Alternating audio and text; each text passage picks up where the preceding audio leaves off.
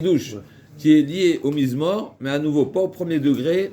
C'est un chidouche qui est lié à un chidouche qui est sur ce Mizmor. Donc c'est vraiment un ricochet, mais c'est très très proche du Mizmor. Pourquoi? Parce qu'il y a deux psukim ici qui nous font penser au Kriyat Shema. Il y en a un que c'est explicite, c'est une dracha explicite de la Gemara, où le pasuk qui dit on y arrive, mais c'est déjà, je veux prendre le pasuk qui est où la dracha elle est explicite, et en deuxième temps le pasuk qui est moins explicite mais qui m'a fait rappeler un chidouche. Donc le pasuk qui dit comme ça dans le Mizmor Mem Dalet, dans le Teilim Mem Dalet 44, pasuk Kav Gimel, qui alecha oragnu kol hayom nershavnu ketson tifra. On va revenir sur ça, mais le Midrash il dit à quoi il fait allusion ce pasuk alecha oragnu kol hayom. Si on traduit littéralement sur toi, pour toi, en ton honneur, ouais, oragnu kol hayom, on se fait tuer tous les jours. Ça fait allusion au Kriyat Shema. Pourquoi? Parce que dans le Kriyat Shema, tous les jours, on dit on se doit d'aimer Akadosh Baruch Hu, bechol levavecha v'chol nafshecha v'chol modecha, de tout ton cœur, de toute ton âme, bechol levavecha v'chol nafshecha v'chol modecha, de tous tes moyens, meodecha, bechol mida ou mida. Bechol nafshecha, ça veut dire quoi? Bechol nafshecha, afilu notel et nafshecha, même si Akadosh Baruch Hu te retire la vie, c'est-à-dire si, par exemple, quand une personne est menacée, et on lui dit où tu transgresses une avéra parmi les trois avérotes, ou bien c'est Befaresia pour toutes les avérotes, ou c'est Shatashma, etc., sans entrer dans toute la Sugia, ou bien tu transgresses, ou bien tu te laisses tuer, et bien dans certains cas, il faut se laisser tuer. C'est ce qui est marqué Bechol Nafshecha. Donc nous, tous les jours, quand on récite le Kriyat Shema, en réalité, il faut se mettre dans l'idée, dans le contexte, qu'à ce moment-là, je prends sur moi de tout cœur d'aimer Akadosh Baruch Hu, même si c'est au prix de ma vie. Donc c'est comme si qu'on se tue. C'est comme si qu'on est prêt à se tuer tous les jours. Alecha oragnu kol hayom, on va revenir des drachot magnifiques qu'on va voir sur ce pasuk. Donc ce pasuk qui fait allusion à Kriyat Shema. Alecha oragnu kol hayom, ça veut dire quoi? Donc kol hayom, ça veut dire kol yom. Ça veut dire tous les jours, n'est-ce pas? Ça veut pas dire forcément toute la journée, tout au long de la journée, mais ça veut dire tous les jours. N'est-ce pas? Kol hayom, ça veut dire kol yom. Donc ça c'est un pasuk qui nous parle de Kriyat Shema. On a un deuxième pasuk, mais là c'est déjà plus directement à nouveau, ça c'est un chidouche personnel. Beloim, le pasuk tête, Beloim hilanu kol hayom. On trouve ce terme de Hallel, d'accord?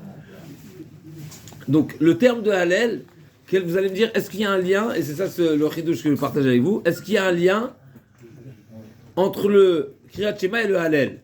Est-ce que Kriyat Shema s'appelle un Hallel? Non, alors il y a une Gemara qui est dans le Yerushalmi, qui nous dit, dans Bavli déjà, c'est marqué Sheva Bayom Hilal Ticha.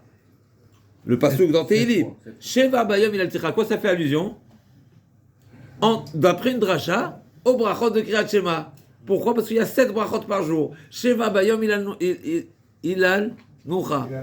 Donc 7 fois, c'est quoi Sheva Bayom? C'est les 7 brachot. Le matin on a 3 brachot, et le soir on a 4 brachot.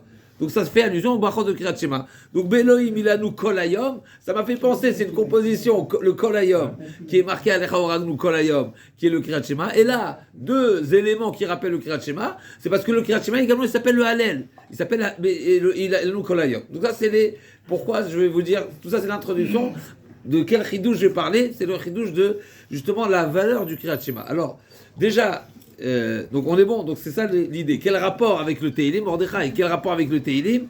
On a deux psukim dans le Teilim qui nous rappellent le Kriyat Shema. D'accord? Un qui est explicite, et un deuxième c'est un petit peu un chidouche rapporté.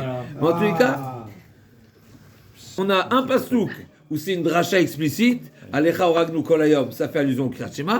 Deuxième pasuk, ça m'a fait penser à un autre pasuk qui parle du Kriyat Shema. Ce terme de Sheva Bayom Hilal Ticha, on a retrouvé ici Beloim Ilanu Kol Hayom. Alors le Kol Hayom, j'ai pris le Hallel et le Kol Hayom, j'ai composé, on a parlé du Kriyat Shema. Maintenant je vais ramener deux Gemarot. Il y a deux citations qui sont extraordinaires au sujet du Kriyat Shema, et on va voir comment elles sont complémentaires. Il y a une Gemara dans Menachot. Une Gemara dans Menachot qui nous dit, on a une mitzvah d'étudier la Torah jour et nuit. Lo yamush sefer haTorah ze mipicha vagitabo yomam valayla. Jour et nuit, d'accord? Donc lo yamush sefer haTorah ze mipicha. Donc lo yamush ça veut dire que c'est constant, tout le temps. Il faut tout le temps, à tel point que la Gemara raconte une histoire que le neveu de Rabbi Ishmael est venu lui demander, moi qui connais toute la Torah, Comme ça, il est venu à son oncle. Moi qui connais toute la Torah, est-ce que je peux aller m'intéresser et apprendre les études, faire des études de la profane, plus précisément, Chochma Yevanit. D'accord? Donc c'est la Gemara. Il lui a répondu, c'est ce qu'il a répondu. Il a dit oui. Si tu trouves un moment dans la journée qui est ni jour ni nuit, tu peux. Pourquoi? Parce que la Torah dit c'est jour et nuit. Ça veut dire même celui qui connaît toute la Torah. Alors peut-être on peut se poser la question, ça veut dire quoi toute la Torah? Il n'y a pas de faire à la Torah. La Torah écrite, elle est limitée. La Torah écrite, elle a un nombre de mots, un nombre de lettres, etc. Mais la Torah orale, elle n'a sauf. La Torah, une fois je parlais au Rav, je rappelle souvent cette histoire-là.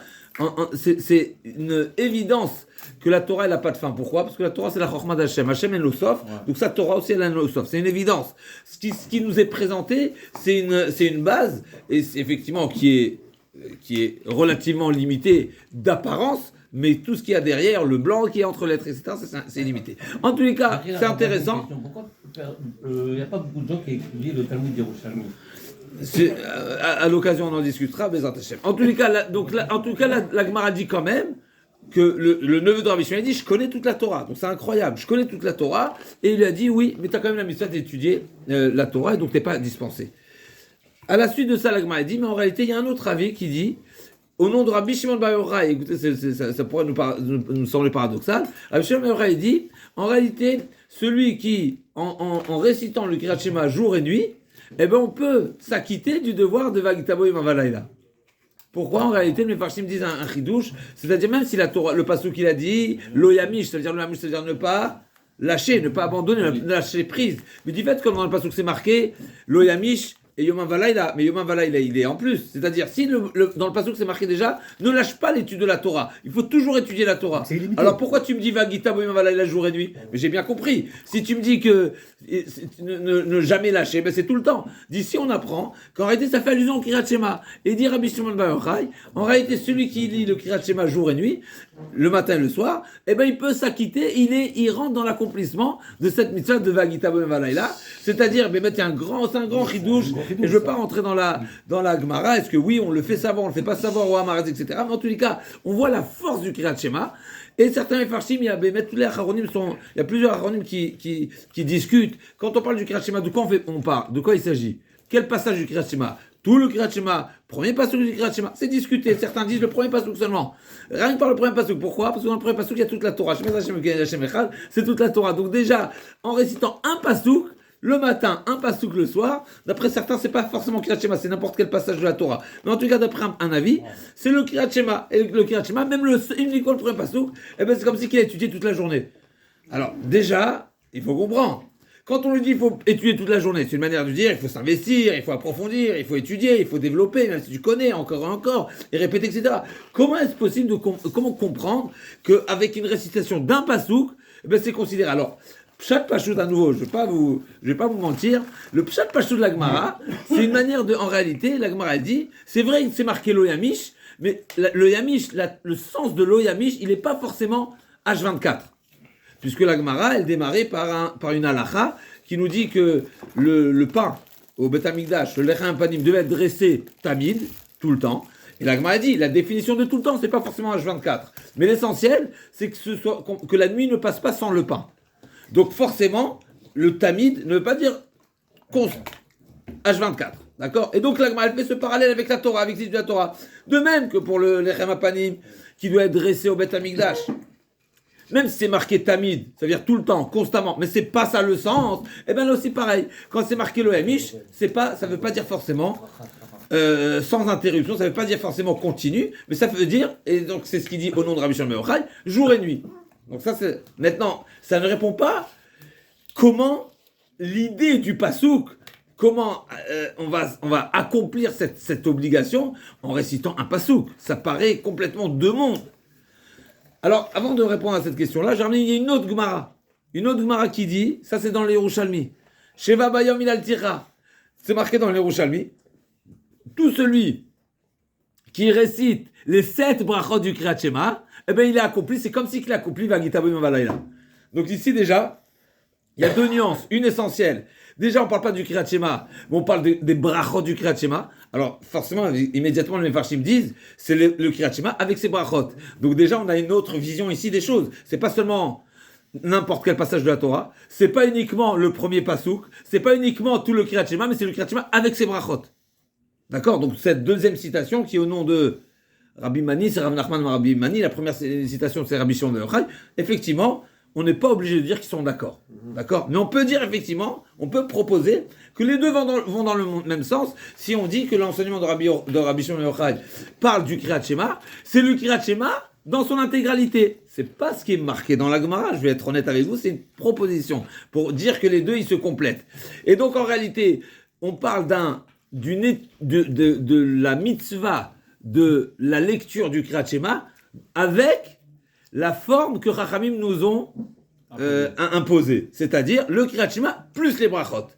Et là, on va arriver au Chidouche. Qu'est-ce que les brachot du Kriyat Shema? Quand on parle des brachot du Kriyat Shema, il y a cette fameuse question qui est posée, qui est soulevée déjà par les Mefarshim, par les Poskim. Pourquoi les brachot de Kriyat Shema, on les appelle le brachot de Kriyat Shema? Alors c'est vrai qu'ils encadrent le Kriyat Shema, mais normalement, quand on dit la bracha de Tfilin, c'est quoi la bracha de Tfilin? Eh ben, Cher Kideshanu, la mitzvah de Tfilin. Là, on ne dit pas Cher Kideshanu, la mitzvah de Kriyat Shema. Non. Donc, pourquoi tu les appelles la bracha de Kriyat Shema? Donc, il y a plusieurs réponses. Je vais proposer une réponse qui est à nouveau un chidouche personnel qui va répondre un petit peu à toute cette idée et comment il y a un lien entre la lecture du Kriyat Shema et l'étude de la Torah toute la journée. Au premier degré, la vérité c'est un chidouche bon, prochain qui m'est venu dans un autre shiur. Et en le ressassant, j'ai vu comment c'est un chidouche extraordinaire et j'attends votre aval.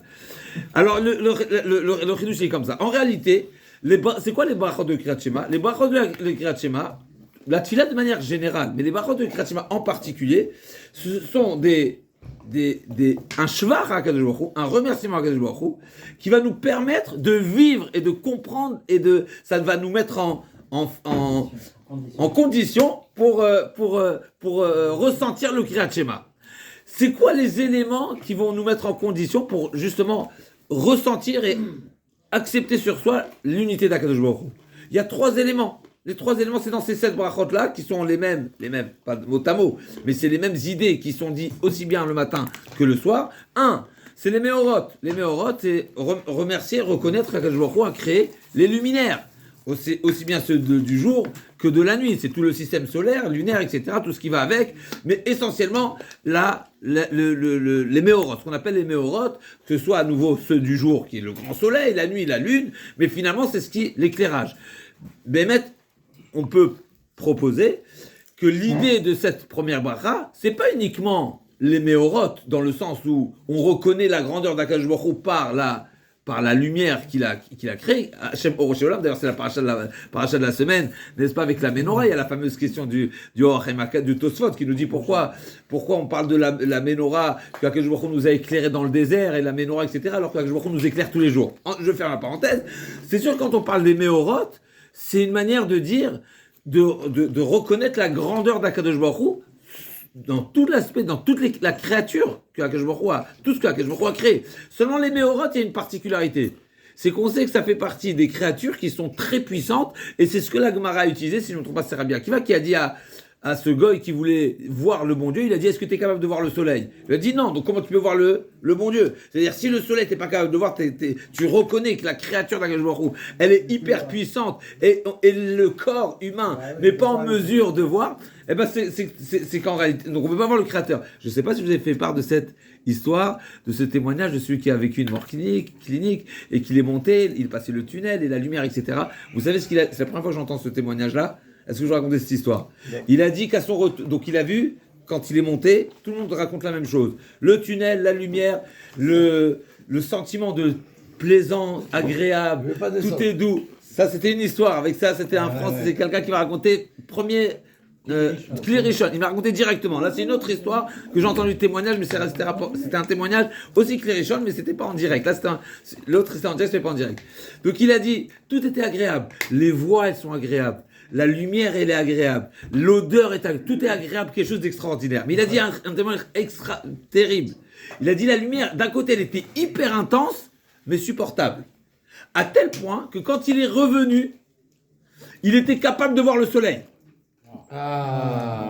Vous imaginez un petit peu le Inyan ou pas? C'est-à-dire les premiers jours. Après, il est revenu.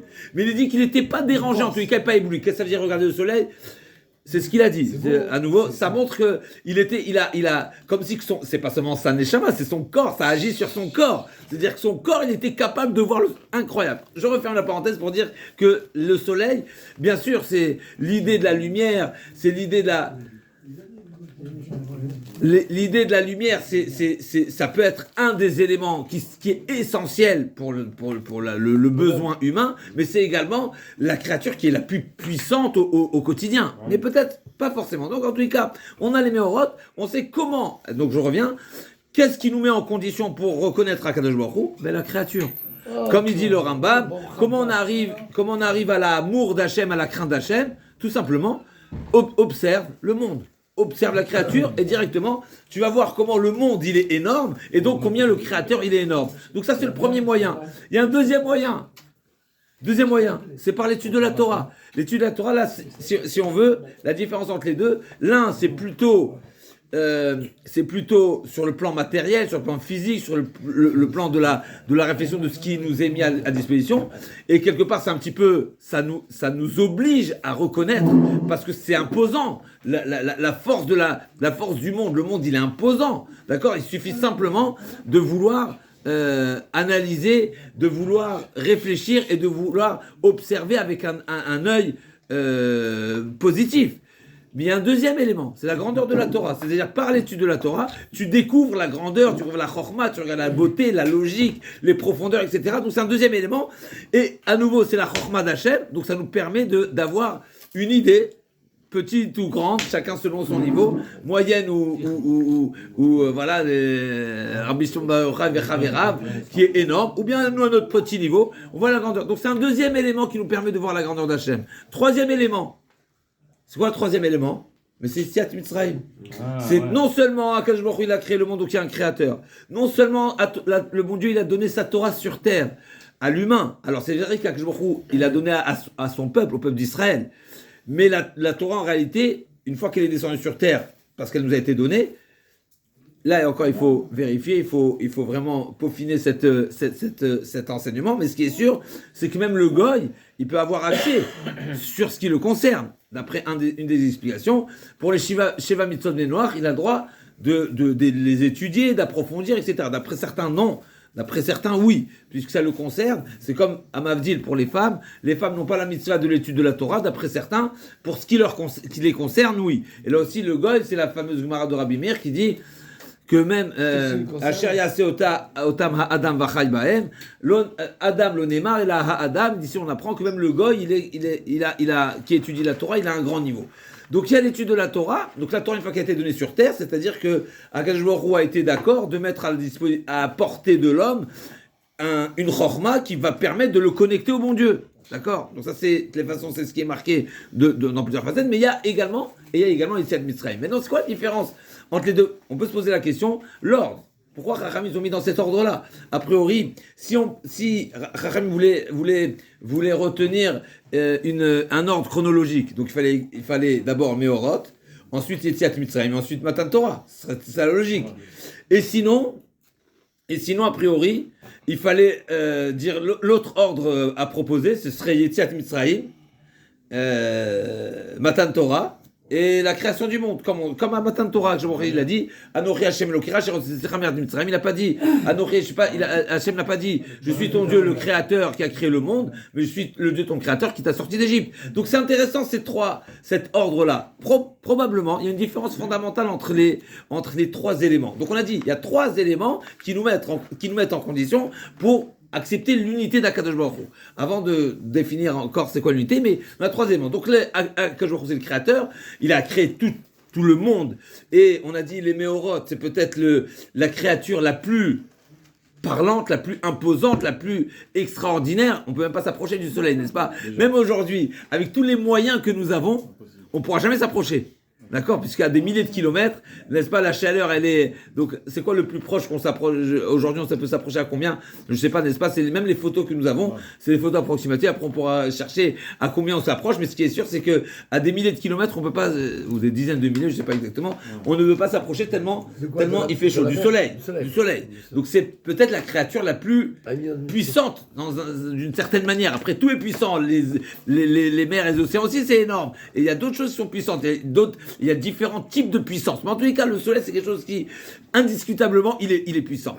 Donc, on est en train de dire quoi? On est en train de dire pourquoi cet ordre-là? Peut-être, parce qu'il y a dans ces trois éléments, attends, on n'a pas fini. Il y a la quatrième bracha, celle du soir. On a dit qu'il y a 7 brachot. Donc 3 le matin. Là, on est bon, 3 le matin. Yotzer HaMeorot, Ahavat Olam, Bocher B'Amo Israël Be'ava, et Gal Israël. Maintenant, le soir, on a une quatrième qui est Ashkivenu. Qu'est-ce qu'elle fait, celle Ashkivenu? Dans quelle catégorie on la rentre? On a dit qu'il y a 3 éléments qui permettent. Ashkivenu, en réalité, c'est une extension de Gal Israël. Comme l'Agmara a dit, Ashkivenu, c'est Geoula Arirta. D'ailleurs, on a déjà dit une fois sur Hidouche, quand est-ce que le Ashkivenu, il a été récité la première fois? Vous savez, c'est quand? C'est en Égypte. Pourquoi? Parce que le soir, le 14, le bon Dieu nous a dit de faire l'agneau pascal, le Korban Pessah, n'est-ce pas? Et donc le 14 au soir, on l'a consommé, en nous promettant quoi? Allez, vous avez mangé le Korban Pessah, il a fait mode, allez-y dormir, demain vous sortez. Mais quand on va dormir, n'est-ce pas, on se dit, mais on espère qu'on va se réveiller demain pour pouvoir sortir mérité. Si, ils ont dormi. Avant d'aller dormir, ils ont dit Ashkivenu Avinu Shalom. Ils ont dit Ashkivenu qu'Akadosh Baruch Hu nous fasse dormir en paix, Vamidenu les Chaim Tovim Shalom, qu'on puisse sortir les Chaim Tovim Shalom. Donc Ashkivenu, effectivement, c'est une quatrième bracha. Vous avez peur. Oui, ils ont fait une fila. Ashkivenu. Mais ils sont partis dormir quand même. Mais c'est ce qu'on appelle une doula Arichta. Donc on revient, il y a 3 éléments. Est-ce qu'avant ils disaient aussi Ashkivenu? Là, ils étaient stressés. Il voulait mériter la Etzia. D'accord, c'est quelque chose d'extraordinaire. Chazak Baruch. Donc en réalité, on revient. Donc en réalité, c'est vrai qu'on a 7 brachot, mais il y a 3 idées. Il y a la créature du monde, le monde, sa création, toute la magnificence, la grandeur du monde. Il y a la Torah qui nous a été donnée, et il y a Gal Israël qui est la sortie d'Égypte, que ce soit le matin, que ce soit le soir. Maintenant, on a demandé c'est quoi cet ordre-là? Pourquoi dans cet ordre-là? Réponse, parce qu'il y a une différence fondamentale entre les 2 premiers éléments et le 3e. Alors, le 2e, effectivement, il est charnière entre les 2. Le premier, il s'impose. Le premier, c'est même si tu veux rester spectateur, même si tu veux rester tout homme sur terre qui voudrait être honnête et réfléchir à ce qu'il voit autour de lui, c'est tout homme est en mesure d'arriver à cette conclusion qu'il y a un créateur et que le créateur il est énorme. C'est pas seulement pour le juif, c'est pas lié au juif. Donc on va dire, c'est l'élément le plus fort, le plus parlant, le plus incontournable. La création du monde qui amène à cette idée que je il est le créateur. Il y a 2e élément, c'est la Torah. Il y a sur le plan physique et sur le plan sechel, le plan intellectuel. Comme on a dit, c'est vrai que la Torah nous a été donnée, on dit Avatol Ma'avtanu, c'est nous qui avons été choisis, etc. Mais une fois que la Torah est sur terre, elle est sur terre. D'accord? Donc elle est sur terre, et quelque part, même le goy, peut-être indirectement, peut en bénéficier. Donc à nouveau, c'est quelque chose on peut rester spectateur, ça restera relatif. C'est sûr que celui qui reste spectateur, il a pas la même vision que celui qui est sur scène. Mais en tous les cas, une fois que la Torah nous a été donnée, c'est quelque chose qui a été donné qui a été posé sur terre, même en étant spectateur, tu peux arriver à découvrir la grandeur d'Akadosh Baruch Hu. Mais il y a la 3e, la Gal Israël, c'est un autre niveau. Tu n'es plus spectateur, tu fais partie t'es acteur, tu fais partie du projet divin, et Akadosh Baruch Hu te dit, regarde, je t'ai pris d'Égypte, je t'ai mis sur scène. Tu peux pas rester spectateur. Maintenant, tu es actif, et donc c'est un niveau qui est très particulier, et c'est peut-être ça l'idée, à nouveau, c'est des chidushim qu'il faut bonifier, mais en tous les cas, c'est peut-être ça l'idée de Kol HaSomer Geoula Litfila, il a Arichut Yamim, parce qu'il y a quelque chose de très fort entre Gal Israël, donc c'est lié à nous directement, c'est on a été choisi, on est le peuple choisi, etc. Et avec la Tfila qu'on va se dresser. Non, en tous les cas, ça c'est les 3 points, et ça c'est l'ordre. Maintenant, on va revenir à la question initiale. La question initiale était de comprendre comment est-ce possible qu'à travers le Kriyat Shema, ce sera comparable à l'étude de la Torah toute la journée. C'est pédé. Ça fait pas le poids a priori. Alors on dit oui, mais dans la Kriyat Shema, il y a la valeur de... D'après ce qu'on a dit, c'est pas seulement le Kriyat Shema, c'est les brachot de Kriyat Shema. En réalité, une fois que tu as tous les éléments Tu as récité tous ces éléments-là qui te mettent en condition pour comprendre l'unité d'Akadosh Baruch Hu. Mais le travail de l'unité d'Akadosh Baruch Hu, mais c'est pas de le dire une fois, c'est de le vivre au long de la journée. Donc en réalité, c'est de le vivre tout au long de la journée. C'est-à-dire de voir l'unité d'Akadosh Baruch Hu. Ça veut dire quoi, Hashem Echad? Ça veut dire que tout ce qu'il y a, tout ce qui existe, tout ce qui se passe, tout ce qui existe, c'est Hachem, c'est Havaya, et ben c'est Hachem. Donc en réalité, en ayant ces trois éléments, un, Hachem c'est le créateur, deux, il a donné la Torah, trois, il nous a fait sortir d'Égypte, ces trois éléments te permettent de vivre le Kriyat Shema, mais pas seulement un instant. Tout au long de la journée, c'est ça le devoir en réalité, de croire en Akadosh Baruch Hu qu'Hachem il est Echad. C'est quoi Hachem Echad? C'est que tout ce qui se passe, ce n'est que la volonté d'Hachem. Et ça, c'est trois éléments. Donc, on peut répondre en réalité, quand la Gemara nous dit que celui qui lit le Kriyat Shema, mais c'est comme si il peut accomplir Vagitabo. Ça veut dire quoi? Il peut. Keilou. Parce que c'est sûr que c'est pas la même chose. Mais ça peut être la même chose. Ça veut dire qu'il a les éléments pour être en condition pour justement vivre son Kriyat Shema tout au long de la journée. Ça, c'est le chidouche que je propose. Et c'est pour ça que c'est marqué Kolayom. En réalité, on a un problème. On a dit c'est marqué Kolayom, mais c'est pas toute la journée. C'est Kolium en réalité. Effectivement, ça c'est le pshat. Mais d'après le deuxième pshat, on peut dire que non. Le Kriyat Shema, une belle lecture de Kriyat Shema, c'est pas seulement faire une lecture ponctuelle d'un moment. C'est une manière c'est se mettre dans cet état-là, de ressentir, de vivre le Kriyat Shema toute la journée. C'est quoi la preuve? C'est parce que la Gemara fait la comparaison. La Gemara dit que grâce au Kriyat Shema, tu pourrais être comparé à celui qui étudie toute la journée, la Torah toute la journée. Et là, je vais revenir à ceux qui ont connu, alors on a moins connu, mais les générations qui sont passées, on sait très bien qu'il y a des gens qu'on appelle les gens simples, les spatimim, qui tenaient la boutique, mais ils étaient en connexion permanente avec le bon Dieu. Ils peuvent être derrière leur comptoir, ils peuvent vendre leurs tissus ou vendre leur pizourim, vendre leurs fruits secs, mais ils sont en connexion avec le bon Dieu. Mais ça, c'est quelque chose d'extraordinaire. Ça veut dire qu'en réalité, il nous dit le Rambam, le niveau d'une personne s'évalue et se juge selon l'intensité, la continuité, pas l'intensité, c'est la force, c'est combien combien l'homme est connecté au bon Dieu. Simple, il y a 24 heures. Sur les 24 heures, combien de temps t'as pensé au bon Dieu? Mais selon ça, tu sais si t'es grand ou pas, relativement grand. Donc il y a celui qui va penser au moment de la tefila, c'est déjà énorme, c'est magnifique, ça fait partie du devoir. Mais il y a des gens qui vont être au niveau où non seulement la tefila, mais après la tefila, alors celui qui est dans l'étude toute la journée, il a fait mode, ça veut dire et même là aussi, ça veut pas dire que tout le monde est au même niveau, mais en tous les cas, il a un moyen d'être connecté avec le bon Dieu, avec la Torah du bon Dieu. Mais celui qui ne l'est pas forcément, mais il y a un autre moyen, par le Kriyat Shema du jour, ben ça va lui donner un putsch, ça va lui donner un élan, où toute la journée il pense à Akadosh Baruch Hu, et à nouveau, on a vu ces gens-là, on a entendu ces gens-là, qui à nouveau peuvent avoir ce qualificatif de gens pshutim, mais c'est pas dans ce sens-là que c'est pas shoot, au contraire, ils étaient tellement pas shoot qu'ils étaient capables d'être en connexion, et alvaï qu'on soit au niveau justement de ces gens-là qui malgré leur activité, n'est-ce pas, comme c'est marqué dans le pasouk, Bechol derachecha daeu, n'est-ce pas, dans toutes les drachim, c'est quoi Bechol derachecha,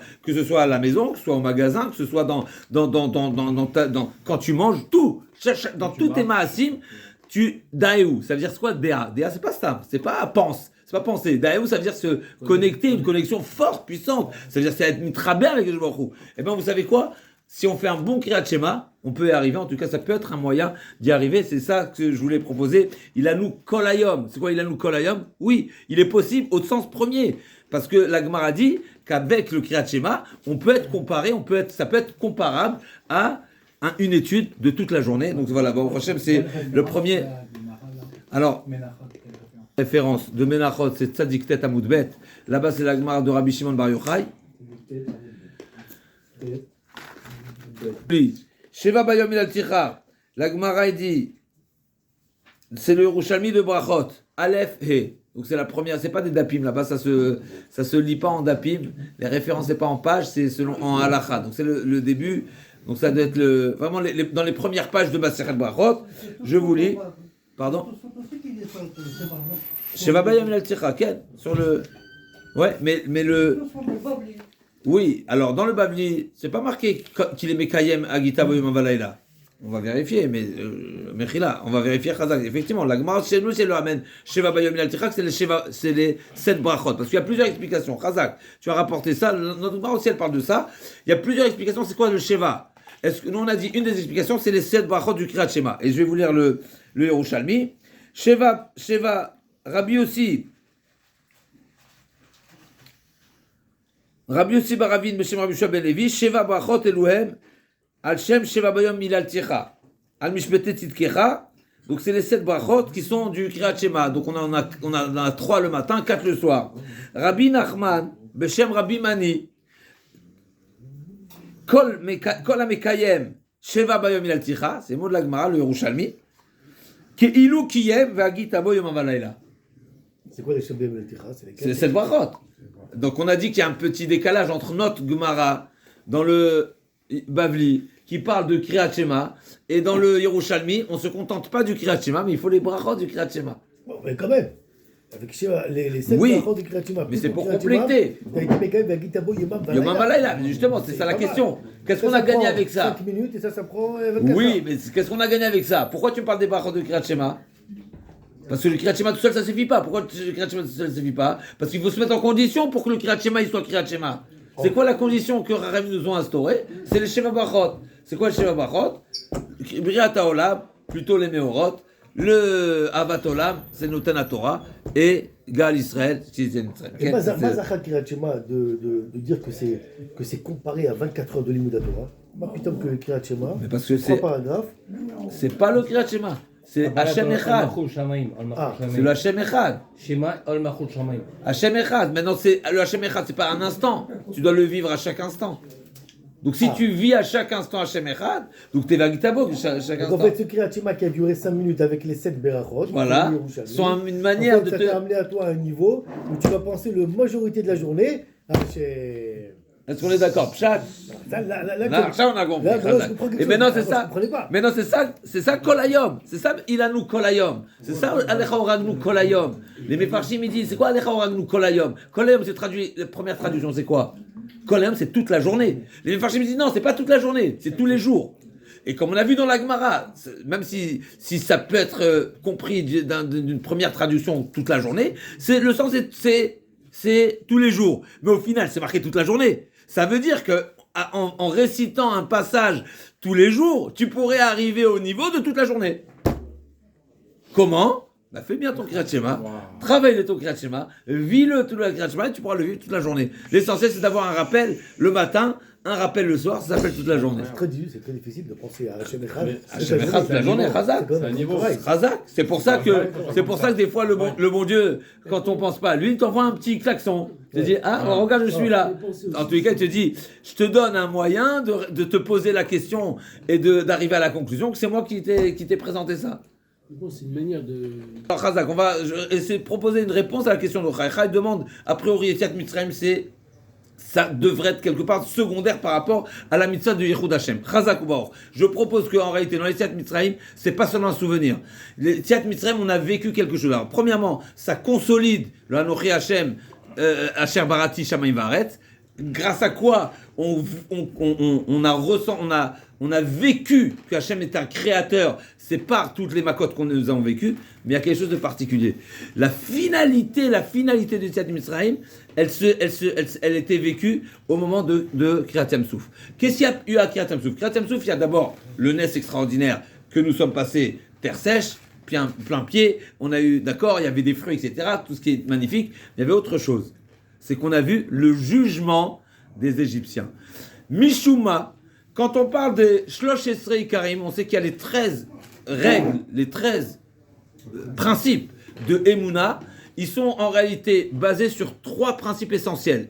Le Rambam les a développés en 13, mais en réalité, si on venait les concentrer, c'est en 3. 1, Hachem le Créateur. 2, Torah Minash Shamayim. Et le 3e, c'est quoi le 3e? Srar Veonesh. C'est que Akadosh Baruch Hu, il juge et il punit et il récompense. Le 3e élément qui est inévitable et qui est, oui effectivement, qu'on avait besoin de le vivre parce que justement on avait besoin de cette confirmation qui a été vécue par Yetziat Mitzrayim, c'est qu'Akadosh Baruch Hu, il juge, il punit, et chacun selon ce qu'il mérite précisément. Où on a vu ça? Au moment de la traversée de la mer Rouge. Pourquoi? Parce qu'on a vu que Akadosh Baruch Hu, il a puni chacun des Égyptiens selon ce que nous-mêmes on était capable de savoir combien ils ont besoin d'être punis. Pourquoi c'est marqué Kakash, Kaoferet, certains ils se sont noyés comme de la paille qui va et qui vient, qui est très légère et qui met du temps à se noyer, d'autres comme le plomb, l'autre comme Kaeven, etc. Et on a pu voir, c'est ce qu'on a vu. Vayar Israël Tayadegedola, Vayar Israël Met al Sefatayam. On a pu voir tous les Égyptiens morts. Et donc qu'est-ce qui s'est consolidé à ce moment-là? Le troisième principe qui est essentiel, qui est Srar Veonesh. Alors, effectivement, maintenant on va poser la question. Et si on n'a pas Srar Veonesh, qu'est-ce qui nous manque? Effectivement, cette question, je ne sais pas répondre.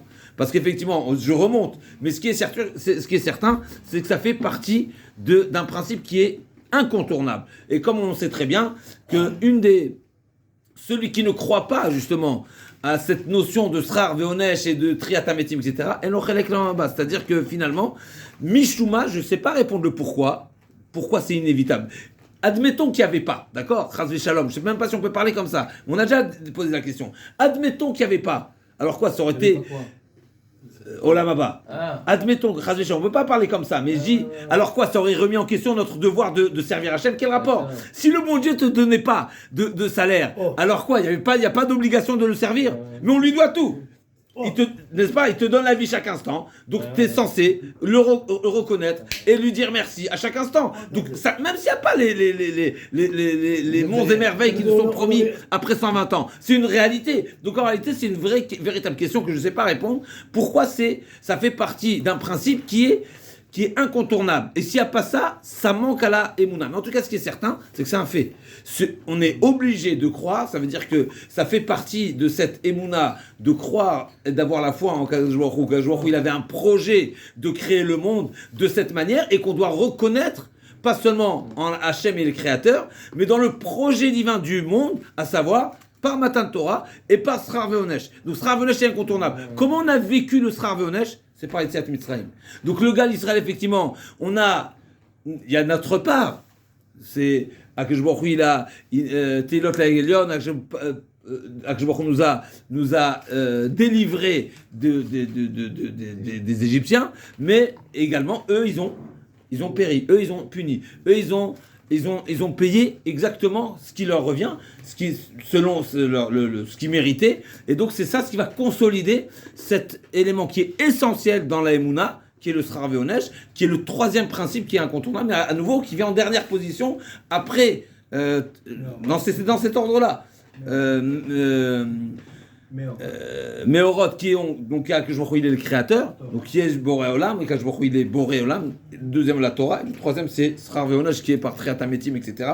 Tout ce qui va autour, ce qui est en réalité Malchuyot, Zichronot et Shofarot. Quand on parle de Malchuyot, Zichronot, Shofarot, Rosh Hashanah, c'est tous ces trois principes-là qui sont incontournables, mais à nouveau il faut continuer à approfondir ce sujet de Yetziat Mitzrayim. Mais ce qui est certain, ce que je veux répondre, et pour résumer, Yetziat Mitzrayim, c'est pas seulement un souvenir, mais c'est quelque chose qui nous permet de vivre. On a vécu oui, bien sûr, mais ce devoir-là de se souvenir de Yetziat Mitzrayim, c'est pour réaliser que Akadosh Baruch Hu t'a sorti, et donc tu es chayav de le servir, parce que tu es chayav de reconnaître qu'il est le créateur, parce qu'il a prouvé à travers toutes les plaies qu'il maîtrisait, qu'il était maître du monde, et qu'il n'y a pas de nature qui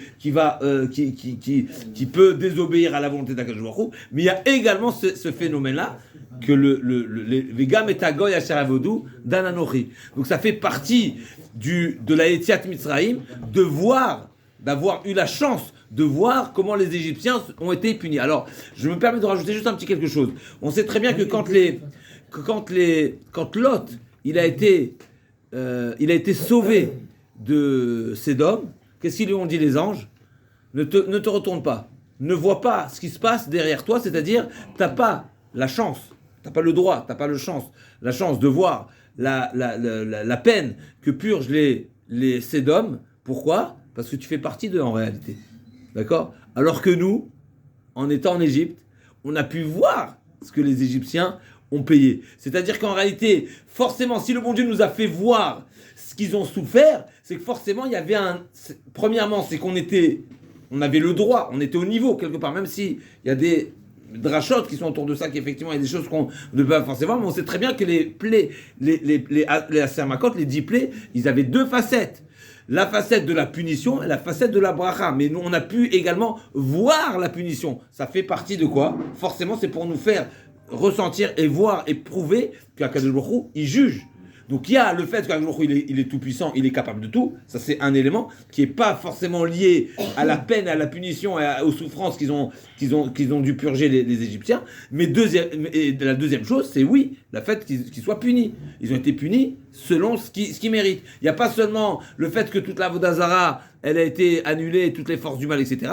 Mais ils ont payé, ils ont purgé leur peine. Et ça, c'est un principe qui est incontournable. Mais c'est très loin de l'idée de... Un midrash qui dit, je ne l'ai pas retrouvé, il n'est pas rapporté ici, mais c'est marqué que Rabbi Akiva, quand il récitait Shir Hashem, il pleurait. Alors Rabbi Akiva, quand on dit que Rabbi Akiva il pleure, il faut vraiment se poser la question pourquoi il pleure. Parce que c'est Rabbi Akiva, il pleure pas facilement, n'est-ce pas? Quand Rabbi Akiva il a vu le Khorban, n'est-ce pas? Rabbi Akiva au contraire, Razak, il les a vus, alors que ses amis, n'est-ce pas? On ne parle pas des amis, n'est-ce pas? C'est pas ses amis, c'est les tzadiké olam. Ils étaient peinés, ils étaient attristés, ils étaient démontés, n'est-ce pas? Ils se sont pleurés. Qu'est-ce qu'il a fait, lui? Il a vu la même chose, mais il était sa mère. Il a Sachak. Pourquoi Sachak? Parce qu'il a traduit la situation, il a prise complètement sur le côté positif. Il a vu, au contraire, c'est vrai que Shoalim il Roubo, c'est vrai qu'on voit la destruction du temple, on voit que tout est renversé, on voit que même les renards s'y promènent, ils sont libres, n'est-ce pas, alors que Zara a Kavimat. Mais qu'est-ce qu'il a vu? Il a vu à travers ça qu'au contraire, on est en train de voir que se réalise la prophétie. Donc si ça se réalise la prophétie, eh ben on est entièrement confiant à Akadosh Baruch Hu que la prochaine prophétie également nous attend très prochainement. Donc Rabbi Akiva s'y pleure quand il lit Shir Hashirim, c'est une autre dimension. Et là on va voir un chidouche extraordinaire, magnifique. Quand il lit Shir Hashirim, n'est-ce pas, ça veut dire qu'il y a une émotion extraordinaire, c'est que Shir Hashirim c'est Kodesh Kodashim. Alors on comprend rien, mais voilà, on va... Bien sûr, Razak. Alors ça veut dire Razak, c'est forcément, c'est pas des pleurs de peine et de tristesse et de deuil, etc. Au contraire, ça montre là, ça montre là le lien très puissant entre le clan Israël et Akadosh Baruch Hu, le clan Israël. On dit comme ça sur ce pasouk, on est toujours sur ce pasouk. Qui a l'Echa Oragnu Kolayem, comme nous avons dit, ça fait allusion au Kriyat Shema. Il dit comme ça, Rabbi Akiva, Omer, écoutez la beauté simple, comment Rabbi Akiva il parle, on ne sait pas c'est quoi Rabbi Akiva, mais voilà, simple. Adaber ben otav u'jachav shel mishamar vaya olam. Je vais parler, je vais développer, je vais,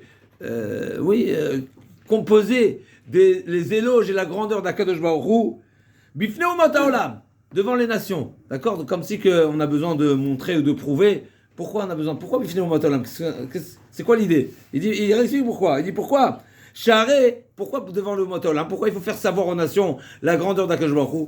Charé au Motolam, parce que le Motolam il nous nargue, n'est-ce pas? Comme on sait, n'est-ce pas qu'on a dit à plusieurs reprises, c'est quoi ce qui nous est le plus difficile, n'est-ce pas? Ce qui est la plus grande peine, la plus grande tristesse, c'est que les nations me disent il est où ton Dieu, n'est-ce pas? C'est le pire, parce que quelque part, on est responsable de cette situation, on vit cette déchirure, cette distance avec les jours, c'est très terrible. Charé au Motolam, Shoalim et Israël Omar, Madodech Midod. Shikachaish Batanu, donc c'est le psukim de Shir Hashirim. Madodech midot Shikachaish Batanu. Il est où ton le mot de Shikachaish Batanu, n'est-ce pas, qui nous a écarté en réalité, c'est une manière de dire Batanu. Il y a une séparation, il y a une distance entre les Umotola, mais à nouveau il faut voir là-bas. Shikachatem metim alav, vekachatem neeragim alav. Qu'est-ce qui vous arrive? Alecha oragnu kolem. Qu'est-ce qu'on a dit, n'est-ce pas, qu'on est prêt à se sacrifier, à mourir al Kiddush Hashem? C'est que Rabbi Akiva, c'est le symbole de Mital Kiddush Hashem, n'est-ce pas? C'est celui qui est mort, qui a eu la plus grande souffrance, et au moment de la souffrance, il a dit Shema Israël. C'est mamash mat'im à Rabbi Akiva qui a dit ma taille, Yavol a dit Pasuk Zeve Akaimen, ou quand est-ce que se présentera à moi ce Pasuk et je l'accomplirai pleinement. Et donc il est dit les nations ne comprennent pas. Qu'est-ce qui vous arrive? Par quoi vous êtes? Qu'est-ce qui vous motive d'être Kaviachol? Comment eux ils se disent kamikaze? Qu'est-ce qu'il y a? Rabbi Akiva dit c'est quoi? Tu veux savoir pourquoi je suis kamikaze? Moi je vais te dire comment c'est qui mon Dieu. Et là il lui dit chez Neymar Alken alamot aevucha. Le terme alamot aevucha, c'est quoi la dracha? Aevucha, alamot, c'est ad mavet. On aime Akadosh Baruch Hu jusqu'à la mort. C'est jusqu'à la mort, n'est-ce pas? C'est une expression. Le mot alamot déjà. Alamot, c'est. Alamot. C'est bon. Voilà. Ça revoit. Alamot, mais on est d'oresh ad mot. Aevuchad mavet uktiv alecha oragnu kol hayom. Donc ce fameux pasuk alecha oragnu kol hayom, ça veut dire qu'on est prêt à nous sacrifier, on est prêt à mourir, on est prêt à renoncer à notre vie pour Akadosh Baruch Hu. Areatem naim. Alors les nations disent, mais vous êtes si beaux, si forts. Areatem giborim. Vous êtes tellement, n'est-ce pas, vous avez vraiment de quoi à vendre, vous avez des qualités. Bou vitarvou imanu. Venez faire avec nous une même puissance, n'est-ce pas, vous avez des quêtes, d'accord? Incroyable. V'Israël omrim laim leumot haolam.